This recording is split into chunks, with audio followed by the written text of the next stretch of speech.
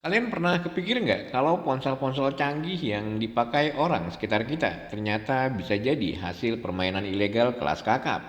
Inilah yang lagi disorot oleh Ucok Sky Kadafi, Direktur Eksekutif CBA.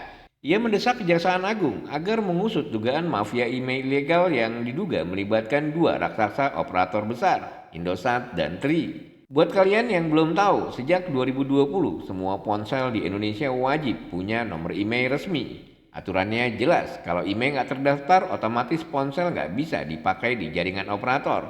Tujuannya buat nutup pintu ponsel selundupan. Masalahnya selalu ada celah. Menurut Ucok, modus yang dipakai mafia ini pakai data turis asing, mulai dari paspor, nomor SIM, sampai transaksi kartu perdana di bandara maupun konter resmi. Data itu dipakai buat melegalkan email selundupan dengan tarif murah, sekitar 100 sampai 120 ribu per perangkat. Bandingkan dengan biaya resmi iPhone 15 yang bisa sampai 1,5 sampai 2 juta. Gap harga ini bikin pasar email ilegal jadi super gurih. CBA menghitung transaksi gelap ini bisa mencapai 1,6 triliun per tahun, tapi kerugian negara jauh lebih besar, 27,8 triliun per tahun. Bayangin uang sebesar itu bisa dipakai buat bangun ribuan sekolah atau rumah sakit. Praktek ini pun gak cuma di Jakarta, kata Ucok, mafia email sudah merajalela di kota-kota besar seperti Bali, Batam, Bandung, Pekanbaru. Ribuan ponsel bisa diaktifkan dalam hitungan jam, nunjukin betapa terorganisirnya jaringan ini.